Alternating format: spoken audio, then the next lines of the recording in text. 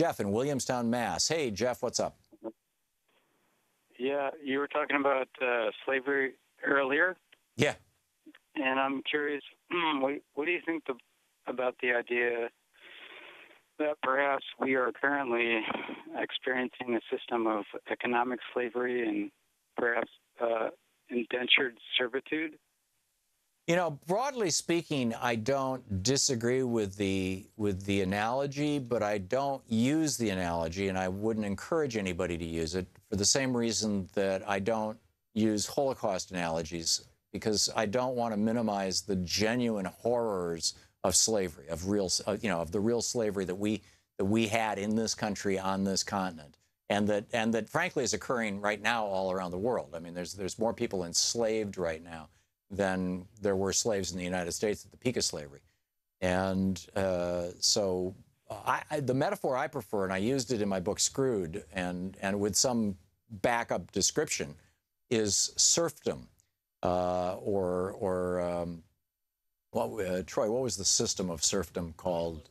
Feudalism. Thank you, Chris. Yeah, feudalism, feudalism.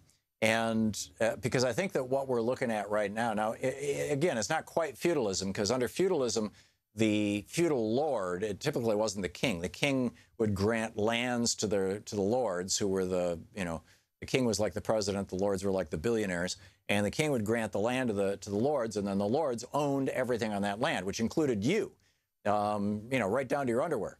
And some lords even exercise the right of the first night. They get to sleep with, the woman on her first night of her wedding and all that kind of thing, which is why in some towns in Europe, particularly in rural Germany, you see everybody's got, the same, everybody's got big ears in one town. In another town, everybody's got a big nose, everybody's got red hair or something. And you can kind of see that echoing down, but that was feudalism. And I would say that we're moving rapidly in that, without the right of the first night, although Donald Trump, might want to bring it back given his history. It seems to me that we're moving into an era that more closely resembles feudalism than slavery. But your point is well made, Jeff. Thanks a lot for the call. Kenyatta, watching Free Speech TV in Redlands, California. Kenyatta, it's I think it was yesterday, was the 25th anniversary of the beginning of the LA riots around the Rodney King beating. Do I have that right? Absolutely. And that was the central focus for my phone call, Tom. But I did wanted to say, I wanted to thank you. You got a phone call earlier. I missed the first half hour of your show, but apparently it made some reference to slavery. And you had, by the time I tuned in, you had subsequently had a caller who tried to, I don't think he meant any harm, but kind of equivocate slavery with indentured servitude, so forth and so on. And I appreciate the fact that you made it very clear that what took place with Black Americans or Black people in America, it has no equal. Yeah.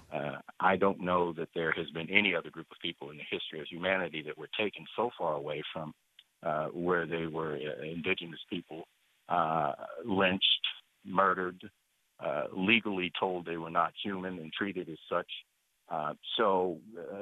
This homogenization and equivocation when it comes to what actually took place with Black Americans bothers me. And I really appreciate you as a human being, and particularly as a white man, standing up and keeping white people honest about that. Thank you, Kenyatta. I just, just like with the Holocaust, I mean, it's words start losing their meaning when they're just thrown around all the time. And we use the word slavery way too, way too facilely, if that's a word, way too easily, and we shouldn't.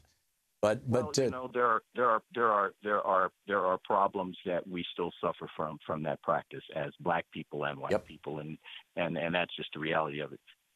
With regards to the riots in Los Angeles, as you know, I was born in San Diego, but I was raised in Los Angeles from the time I was 6 months old, and I was actually in the midst of things that day. We've gotten an announcement from our CEO to go home. There was problems throughout the city. I was actually in Anaheim, which is some ways away, but about 1 o'clock he said we're shutting down. Things got kind of out of control. So anyways, I ended up passing right by Reginald Denny's rig. He had, I guess they had come and medical personnel had gotten him, but the rig was still there at Florence and Normandy at the time, and it was utter chaos throughout the city. And what I wanted to say about that, Tom, over the weekend, of course, because of this 25th anniversary, there were repeated showings of the Rodney King beating. And I've only looked at it, I think, once since that time. It's very difficult for me to watch, especially having worked in law enforcement and knowing that that's part of the mentality of law enforcement. And the reality is, Tom, is that nothing has changed, not only in Los Angeles, but throughout this country. Most of those areas that were burnt out are still burnt out. There's nothing there. There's no economic development. And anyone that tells you that is a godforsaken liar. Los Angeles will happen again. You insert name, Detroit, Newark, it will happen again because the mentality that allowed for that situation to prevail still exists in this country. I just want to say this real quickly. Rodney King, despite the myth, was not the catalyst for those riots. Though that acquittal of those officers was not the catalyst for the riots. That was the spark. But actually what started the pot to boil was the murder of a 15-year-old girl named Latasha Harlins, who was shot in the back of the head by a Korean store owner. And along with that day, and something I really would like to investigate, I never have had the opportunity to do it. That day, Tom, after the riot started, within minutes, there were Korean store owners all over the country. I mean, all over the city. Kenyatta, I'm sorry, Rob.